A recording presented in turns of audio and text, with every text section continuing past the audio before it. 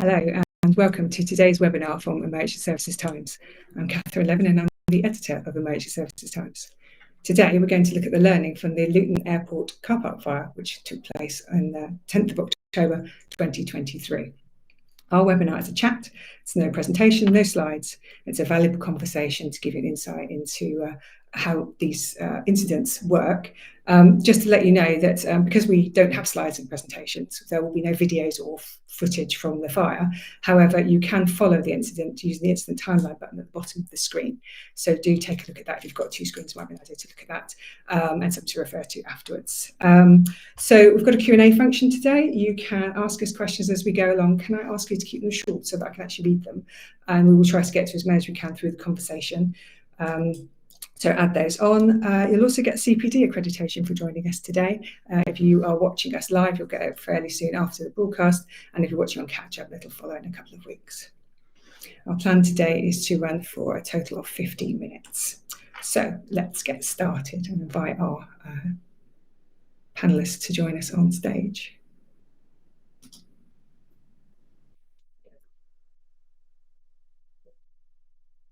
Fantastic. So I'm delighted to introduce Jason Tye and Dan Cartwright. Jason is Assistant Chief Fire Officer for Bedfordshire Fire and Rescue Service, and Dan is the Fire Service Manager at London Luton Airport, which I will just refer to as Luton Airport through this webinar. Welcome to you both. Thanks. Okay. Thank you. Right. So this is very exciting today. This is the most popular webinar we have ever done. I can currently see that 550 people registered for this today. 230 people are currently watching it live. So this is very exciting. So your incident is causing a great deal of interest, even though it was over a year ago. I'm going to do a little bit of scene setting before we get stuck in, just to give everybody a few facts and figures. So the fire started on the 10th of October 2023. 1,352 cars were destroyed and the airport was shut for many, many hours. The first call was received at 20:47, so that's 10 to 9 in the evening. And by 21:37, we have a major incident declared and the airport closed. Flights starting the following day. So it's a big deal, isn't it, this fire? So let's start by talking about what's it like to have a fire on an airport. I'm going to ask Dan, first of all, just to help us understand how Bedfordshire Fire and Rescue Service and Luton Airport Fire Service work together, because you're completely different entities. One's outside in the county and one is on the airside. So Dan, just give us a sense of what that's like and how you guys work together. Yeah, absolutely. Thanks, Catherine. So airport fire services are established so that you can run an airfield effectively, depending on the size and the number of aircraft that you move. That stipulates the number of vehicles that you need, the size of those vehicles, and how many firefighters and managers you have on duty at any one time. We're there, designed, established, set up, and all of our equipment is designed to be used for the fighting of aircraft fires. Our job is to create a survivable atmosphere, to create the opportunity to rescue people in the event of an aircraft accident taking place within the airfield. So we're set up very differently. Some of the examples there is the type of appliances that we use. They're significantly larger than a county fire engine, carry large volumes of water and firefighting media, and are designed strictly to be used in their intended purpose for firefighting large fuel fires from aircraft crashes, really. Okay, so not intended to put out a fire in a car park then? No, they contain the same fundamental internals. You know, it's a truck, it's got a tank of water and firefighting media, and it's got a number of pumps, outlets, and some other equipment on it that can be used. But no, we're designed and set up to deal with aircraft accidents. Okay. And Jason, can you give us a sense of the size of Bedfordshire Fire and Rescue Service so we can understand what that was like for you? Of course I can. We're not the largest fire service in the country. We're certainly not the very smallest, but we are a small county fire and rescue service. So we have a total of 14 fire stations spread out around our county. 5 of those are whole time, so we have people there 24/7. We have one of our stations is day crewing, and then the others are made up with our on-call. We have around 25 fire appliances, and then we have 22 specialist vehicles that are situated and located along a number of those stations as well. Then the vast majority of those came to assist us on the night. Unlike the airport, our vehicles are slightly smaller.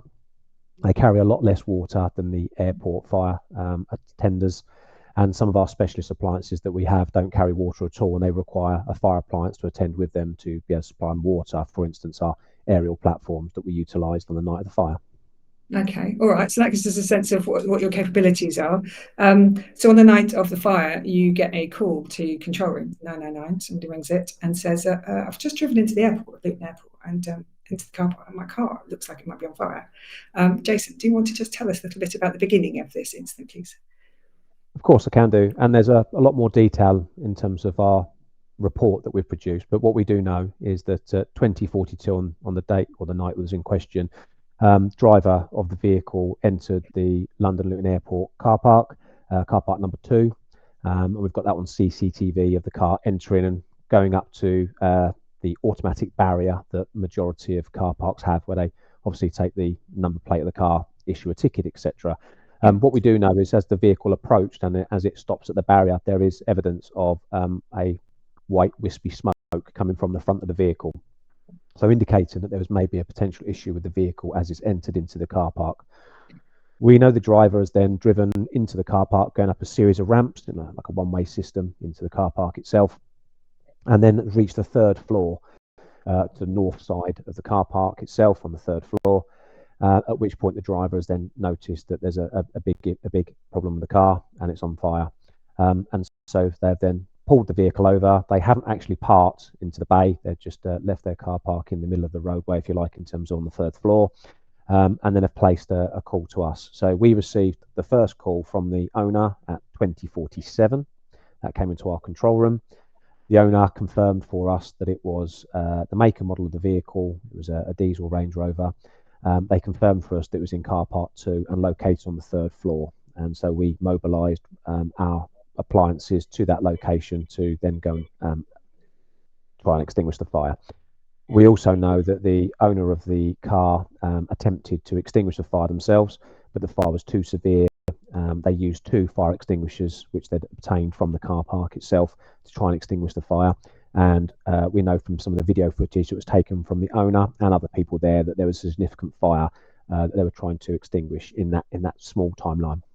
Right. Okay. So because this is unusual, having 2 fire services involved, Dan, at what point did you know there was a fire in a car park on what we call airside, I suppose? Is it? Are we call it airside? So our first contact actually came from air traffic control to kind of notify us that they could see some smoke coming. The layout of Luton Airport means that the air traffic control tower obviously has a great view across the airfield. Between it and what we would call the Delta stands or part of the airfield are these 2 multi-storey car parks. Storey car park 2 was actually the second one, the furthest one away, and they could see smoke rising from behind it, which is fairly normal. We have a lot of equipment starting up on the airfield. So we deployed a fire service vehicle to go around and assess it. Before we got there, within less than a minute, we'd got a second call from ATC to say they could see fire on that story. They'd obviously already contacted 999 as well. So we then deployed the rest of our fire response vehicles, both a mixture of landside and airside approaches, and got there very shortly, almost basically at the same time as Beds Fire did as well. Right. Okay. So you got to, and in terms of your training and exercising, you're used to arriving on scene, knowing what to do, the protocols and how that works. Who takes primacy here? Who's in charge? Yeah, so on arrival, we've got a station manager, watch manager, and the entire management structure to deal with an incident. However, in a landside fire, a building fire, or anything like that, we're very quickly going to hand over primacy and responsibility to Beds Fire, who are the experts in this thing. Yeah. We've been out of that airside environment, and it's really important that we do that. What we've always kind of strived for as a partnership is to make sure that when Beds Fire get there, they see what they expect to see. So my people are kind of trained to prepare everything so that when the rest of the team turn up, they're able to deploy straight away and add into that firefighting response. Excellent. That's really interesting. Okay, so Jason, let's go back to the fire then. So you know there's a fire, you know this car's on fire, and it's starting to spread to other cars. Is that happening quite quickly? Is it kind of jumping? Yes. How's it doing? So, yes, certainly is. So we know that the airport fire service, their access to the car park is slightly different to ours. So like most airports, London Luton Airport has a one-way system, particularly around the car park area. So there's one road that allows people to go around, drop off. So the car park itself is a 5-storey car park with a ground floor drop-off area. So people can bring in passengers, drop them off underneath into the car park. They can then go into the terminal building, and then the cars can leave via a one-way system. or people can choose to carry on the upper floors and park their vehicles. Yeah. Because the airport fire service has come from airside, they access the car park through a secure gate. And we know that they arrived at what we would call the northwest stairwell and started to make an assessment and set up some water supplies. Because of the one-way system layout, our vehicles ended up at the northeast stairwell, so only a short distance away. And again, we're making an assessment of the fire.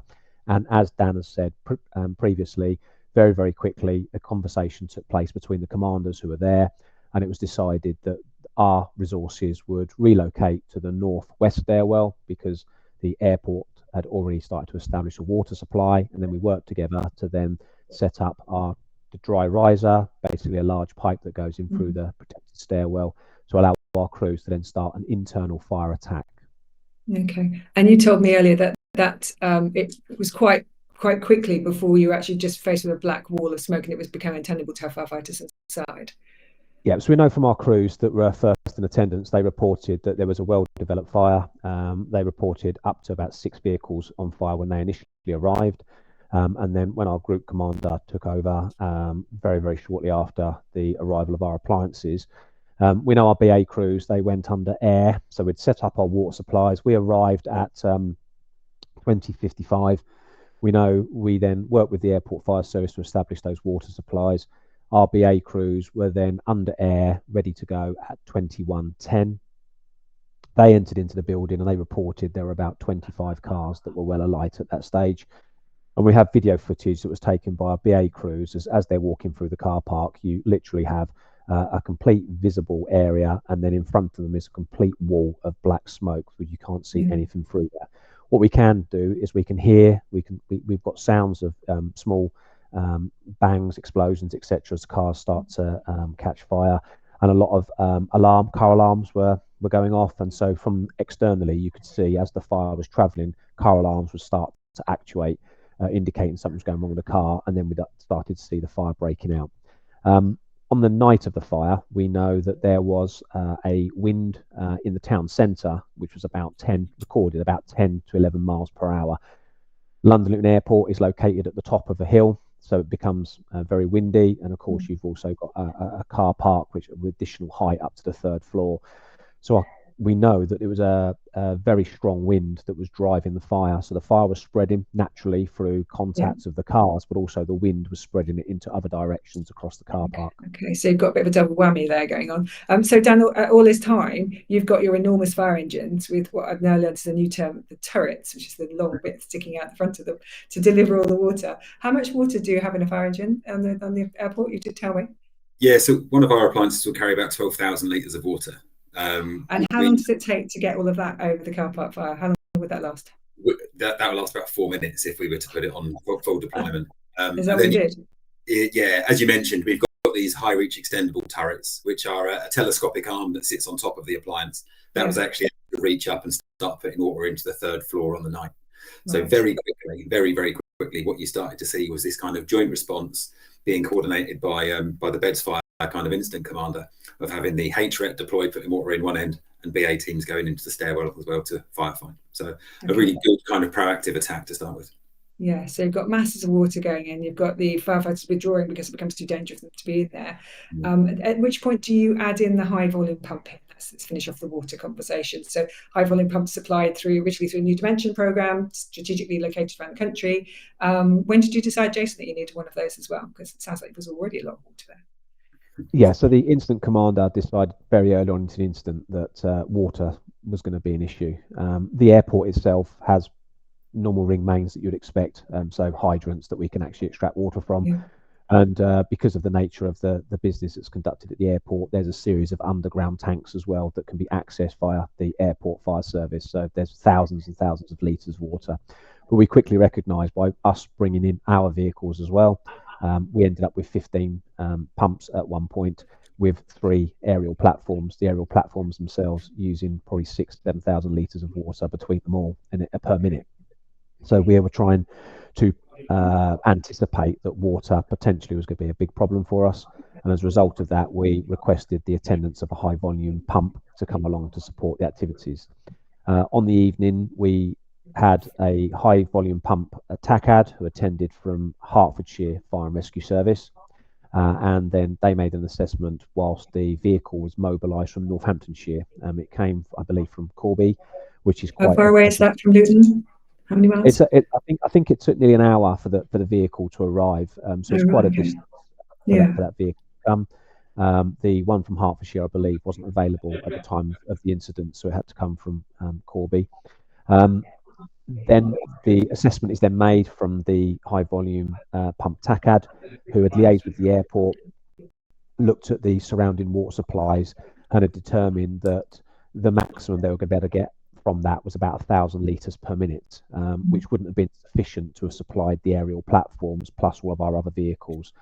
So whilst we're managing water, so we're using the London Luton Airport supplies, we're using the ring mains, they identified a location which was about a mile away down the bottom of the hill, Vauxhall Way in Luton, with a separate ring main that could be used. It would give us about 4,000 litres per minute, so that was sufficient to them to set up.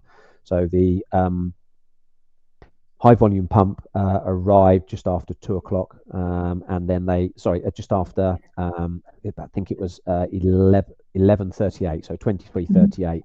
And then just after 2 o'clock, we'd then established that water, bearing in mind they had to lay over a mile of hose up a hill and set up various systems to be able to draw the water and get that to the scene of the operations. So we then had a further issue where our officer in charge requested the flow to be increased, so they had to drain the water from the hose, put in a booster pump, and I also am aware that a member of the public drove over one part of the hose that was there, burst the length of that hose, so again that had to be replaced. So big issues with those water supplies, and our colleagues that supplied the high volume pump worked tirelessly to try and give us that water.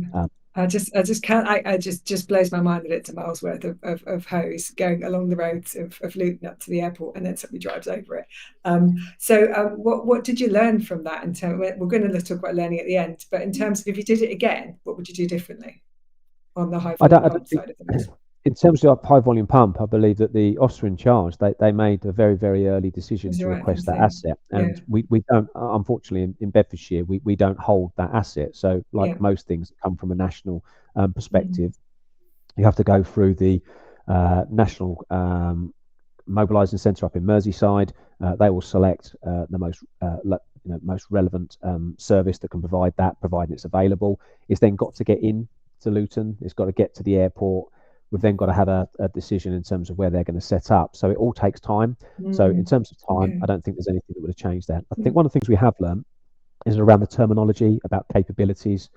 So we're asking for an increase in pressure, where actually that the way that the high volume pump works is about flow rates. So because of that, they then decided to then put in the booster pump, which at the time, I think that if we'd have had a bit of a better understanding around how the high volume pump works and that they work on a flow rate, we could have had some conversations around how can we increase the flow to the fire ground as opposed to the pressure that's on the fire ground. But I don't think there was any time where we'd run out of water. We were still utilising the supplies up at the airport. We made tactical decisions where we would say water is starting to become an issue, so therefore we would start to select which fire appliances were firefighting. So rather than having everybody firefight at once, we would actually strategically place vehicles. The airport were crucial in that, in terms of their vehicles. As Dan's already said, they carry over 12,000 litres, which is far, far greater than we carry in our appliances. And as a result of that, they were able to quickly come in, displace their contents, try to extinguish the fire, and then go away and fill up. But of course, we do have a little bit of lag in terms of time it takes to fill up those vehicles.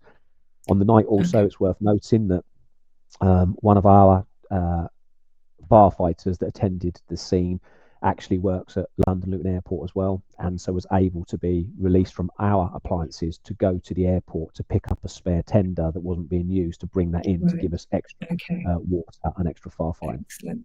All right, let's pause the fire description there. I want to talk about collaboration. So Dan, in terms of that was a great example of a collaboration. You're moving people between services because one's retained and one's full time.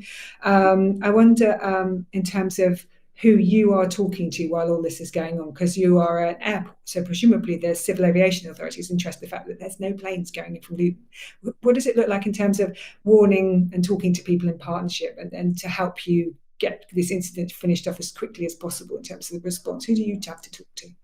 Sure. So that very first instance, as soon as you're closing a runway and the airfield effectively gets closed and goes to what we would call category 0, there's a need to notify all airlines. So that goes out immediately, which starts a ripple effect across the country. There's all these flights that are coming in, get relocated, and the thousands of people you might have in their terminal expecting to leave can no longer leave the airport anymore. So that creates an issue over there. So very early on, you're absolutely right, we're notifying the Civil Aviation Authority.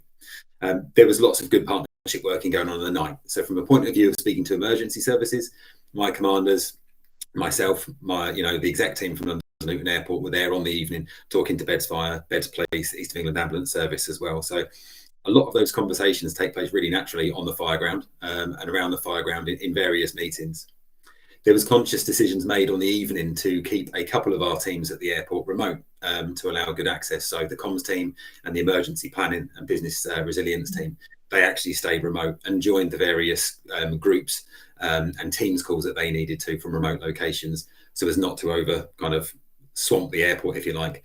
By this point, very early on, as you can imagine, the road network had effectively got closed. So once we had people at the airport to help out and work with us, we kept some teams back, business continuity the next day, and also for some of them it was just the best place to be.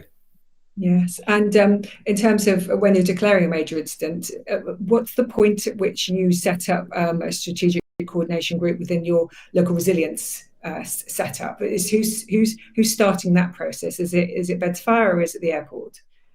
So within Bedfordshire, the arrangement is that Beds Fire take responsibility for assisting any agency that declares a major incident. We will then assist in establishing TCGs, tactical coordinating groups, or strategic coordinating groups, SCG. So Beds Fire take on that responsibility. So with our arrangements are we set up a major incident room at our headquarters in our control room. We've got our control room nearby and a major incident room.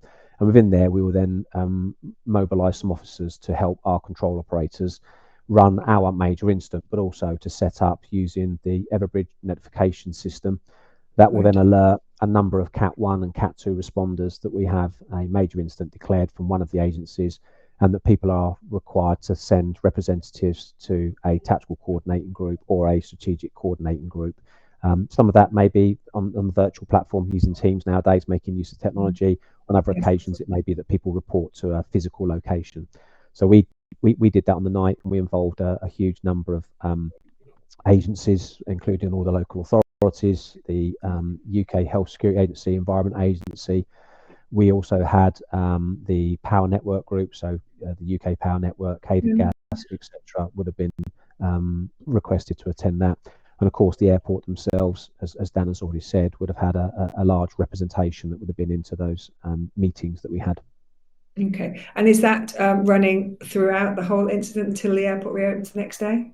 And how frequently is that meeting? I don't know whether people watching this are aware of how an SCG works when you have a major incident. Is it permanently there? People are sitting in a Teams meeting all the time? Do you kind of have times you meet? How does it work? No, so what normally happens is you'll have a set time that you'll meet. Depending on the type of incident, those meetings may be every hour. It may be that if the incident's going to go on a number of days, it may be you only have one meeting a day.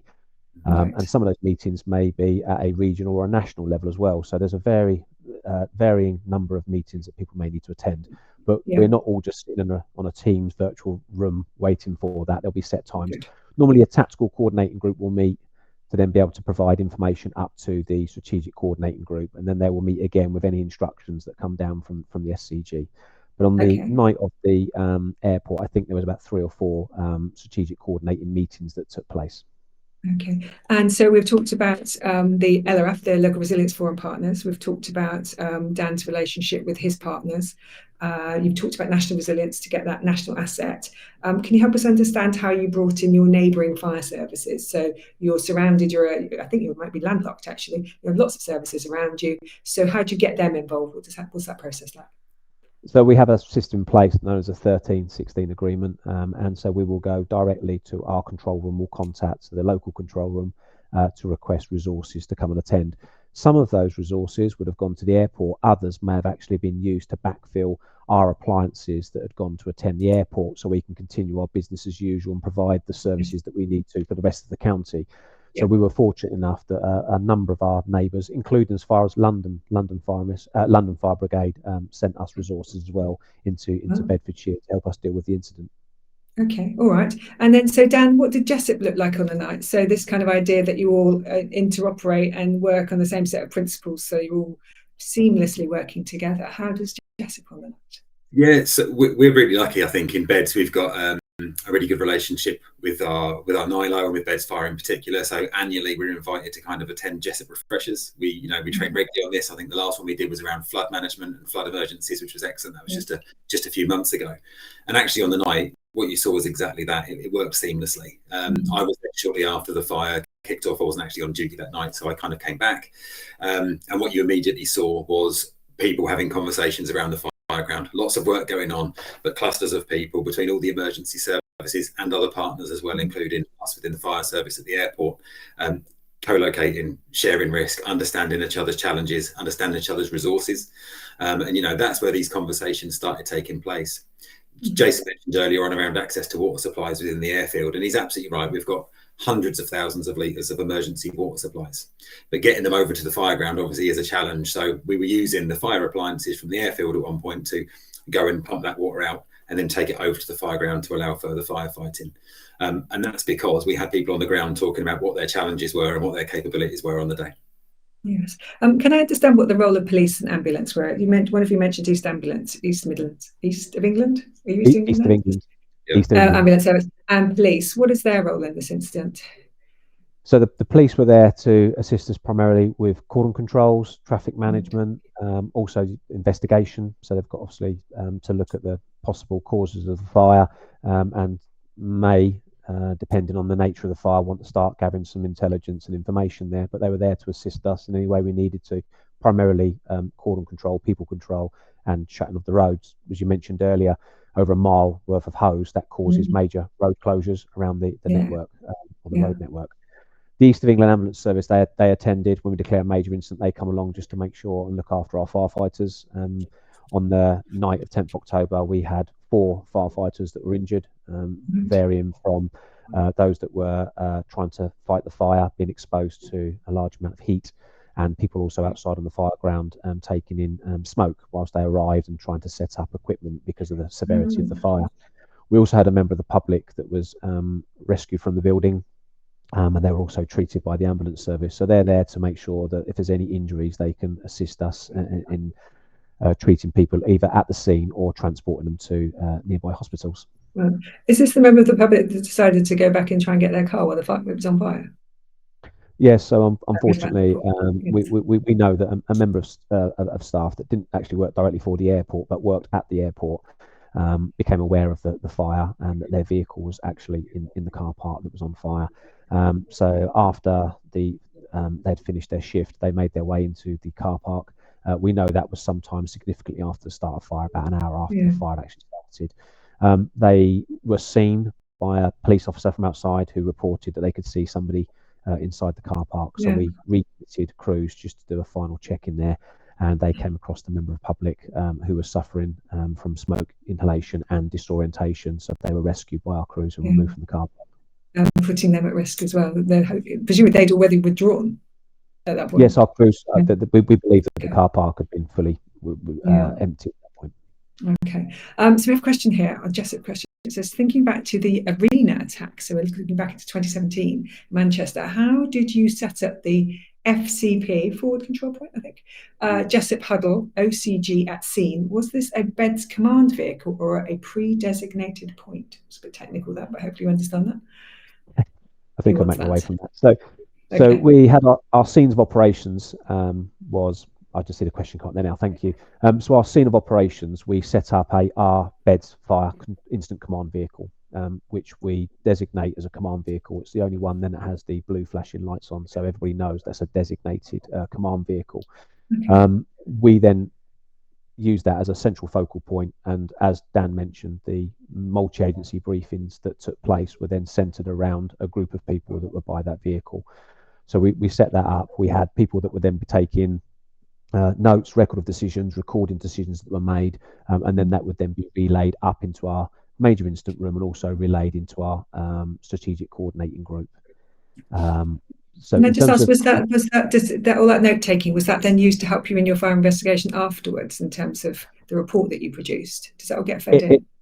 Yes, it does. It feeds in. It helps us with our serious incident review, but it also helps us with the fire investigation as well, so we can see decisions that were made and actions that were taken as well. Okay. All right. So are we done with that point? Is that anything else on there, Jessup? Okay. All right. The other question we have here on terms of the firefighter, because we're going to go back to the fire now, is in terms, did you use foam? Yeah, we did. So on the evening, airport fire vehicles carry a volume of foam on them, which is particularly useful at fighting kind of fuel fires. And throughout the evening, there were times when some was deployed. It was used to good effect as well. We've seen some of the pictures from the fire report that show, protected areas within the car park. I think one of the challenges we faced on the evening was that the car park's open on all four sides, which is great in some aspects. And Jason will talk a lot about the accessibility when it comes to firefighting with an open-sided car park. However, one of the challenges was on one side of this building, you had another multi-storey car park. To the north of it, you had the newly established DART system, which is an underground train system which connects the airport to the local train station. And then on the east side, you had two EasyJet aircraft as well. So very quickly, it became around protecting other assets around the car park once, the fire was established. So, yeah, foam was used a couple of times. We deployed a significant amount on the evening. And a learning point for anyone who handles foam or anything that's online at the moment was the interest of the Environment Agency the next day. No issues from our point of view. Obviously, we handed over data sheets and volumes of foam that had been used. But again, really important to kind of consider what foams you're using and then where your fire ground water is running off to.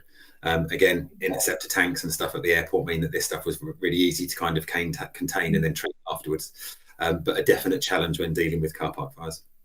That's interesting, because one of the questions was the first question we had. It's quite long, and the questioner says that we may have answered it, but it does talk here about underground tanks, about disposal, and about construction of car parks. All of that water, is it the case that all of that water that you loaded onto the car park fire actually was all contained and then treated? It didn't go into the watercourse at all. It seems like a huge amount. Your tanks must be massive. Yeah, so I'm happy to take that question. In terms of the water, a lot of the water would have been evaporated by being applied onto the fire because of the intensity of the fire. There was water runoff. There was quite a significant amount of water that was running off, and that goes into interceptor tanks that are located at the airport.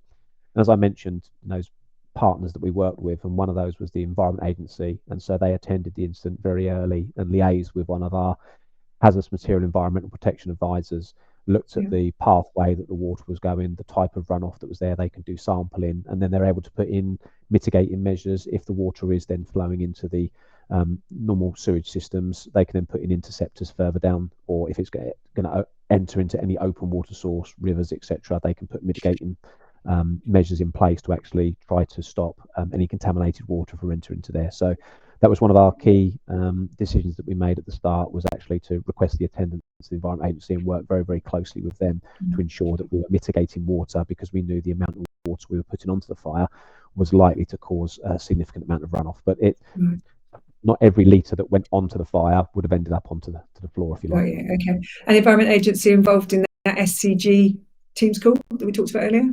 Yeah, the Environment Agency, they're one of our Cat 1 responders, and they would normally come along and attend up most of our meetings. Okay. So we've got this fire. It's kind of got all this stuff going on, and eventually it's going to stop. So how long was it until the fire actually was out? I think we talked before this call about the fact that it kind of ran out of steam, nothing else to burn. So do you want to just describe that quickly to us, Dan, in terms of that last bit of the fire's out? So as we said, once we'd established our high volume pump and water supplies, apologies, Dan, we know that at 7:29 we were to the point where we were then just dampening down hotspots on the fire itself.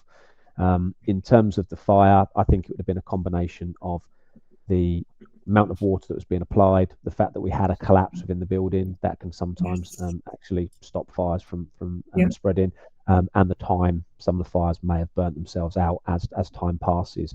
You mentioned earlier 1,352 cars were destroyed, but it should be noted that not all of those vehicles were actually destroyed by fire. Some of those were untouched and would have not been able to be recovered. So apologies, Dan, I cut in. No problem at all. Yeah, I think that's a really good summary. By the time like I said, 7:30 kind of rocks around, we end up with a watching brief on the car park, Catherine, to kind of make sure there's no reignition. Fire start to withdraw. There's a lot of kind of gathering up of kit and getting ourselves back to work. And the next day for us, you talked earlier on about how flights resumed. They started back again at 3:00 in the afternoon. But the next day for us was just a lot of logistics.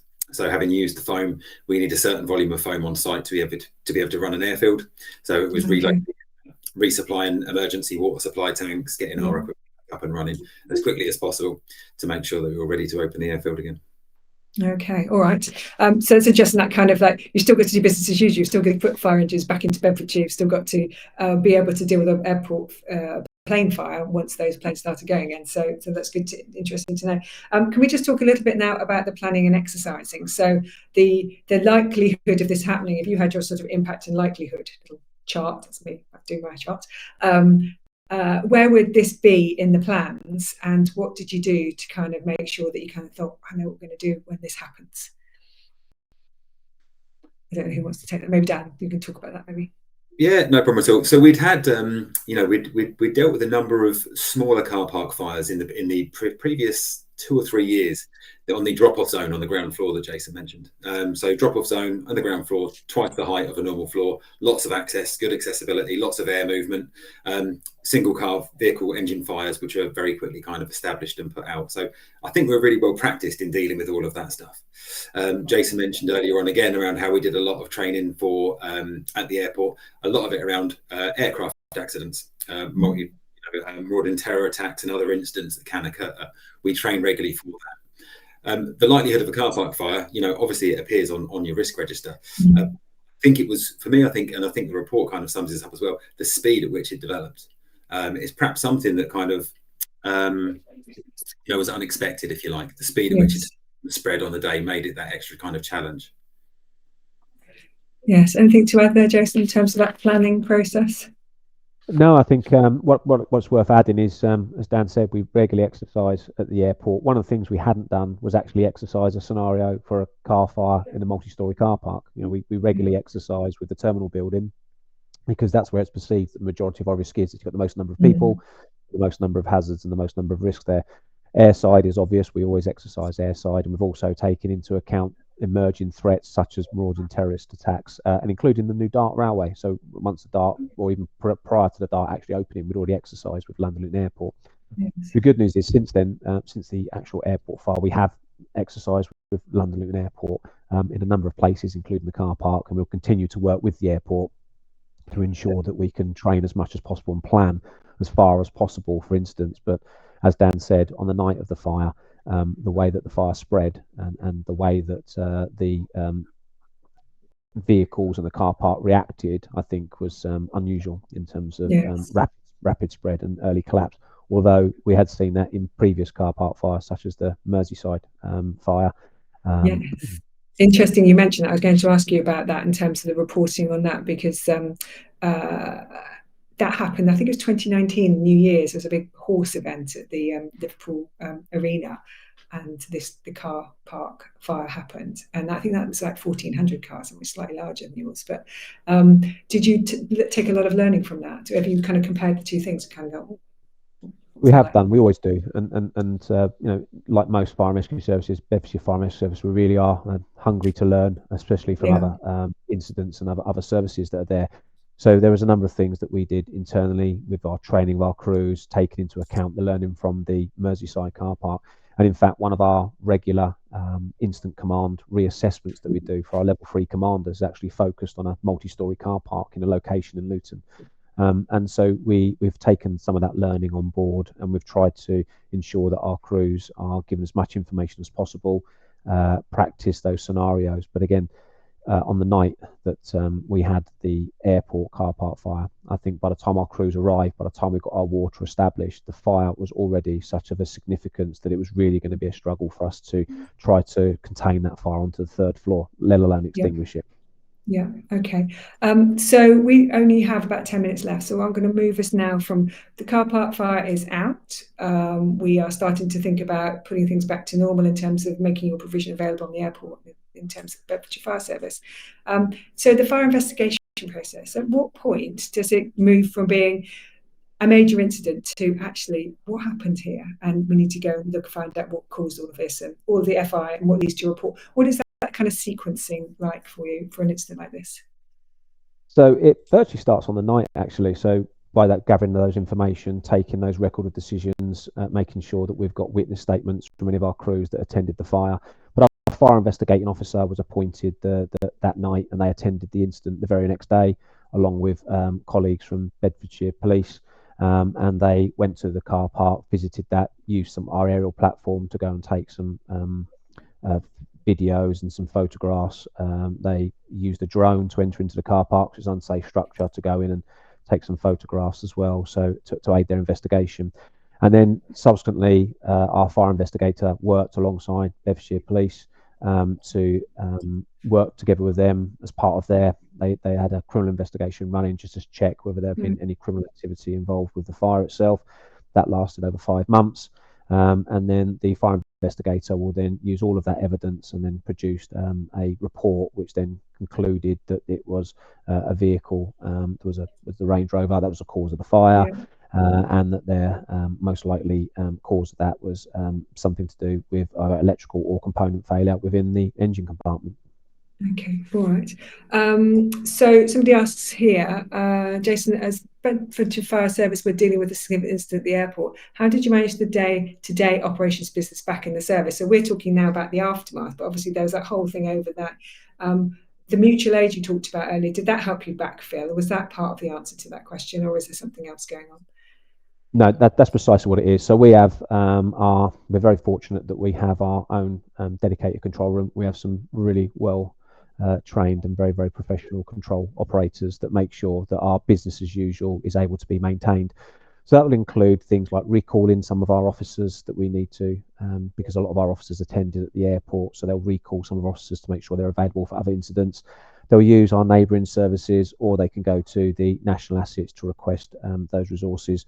And they would have worked together with the major incident room to make sure that we could attend any other incidents that we had. In fact, we had a house fire at the same sort of time as the airport, so we managed to respond to that within our normal, what we call BAU. So that was managed by our very professional team within our control rooms. Okay. And Dan, from your perspective and thinking about the aftermath, were all the other airport fire services very interested in your experience, and how have you shared that? Because I know there's a whole network of airport fire services. What's that been like for you?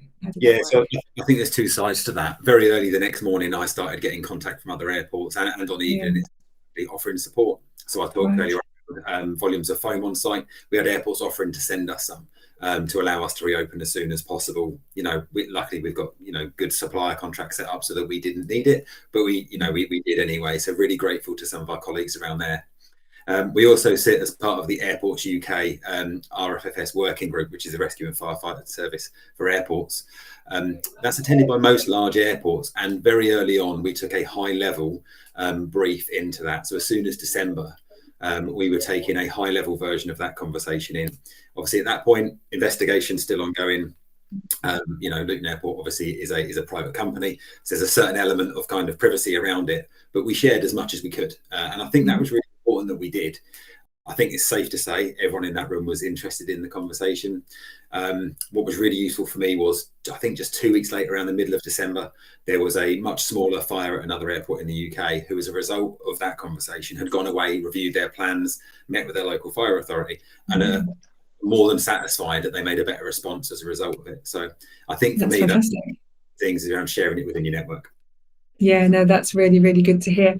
I want us to talk a little bit about sprinklers, because there was a question, which I can't quite see at the moment.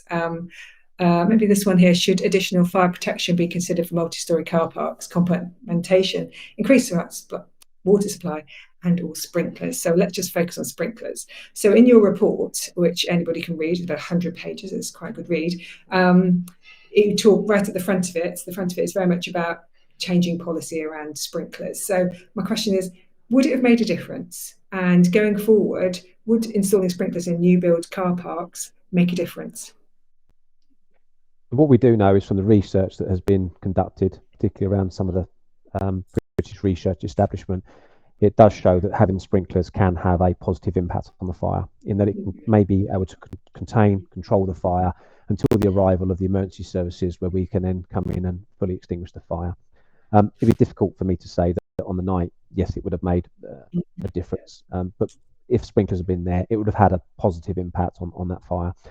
Sprinklers, it should be noted that the car park that was built did not have sprinklers in, but again, it was built by the contractors to meet the standards. There is no mandatory requirement for having sprinklers in car parks, and the fire and rescue service, we cannot mandate that people that are constructing or building car parks actually put sprinklers in.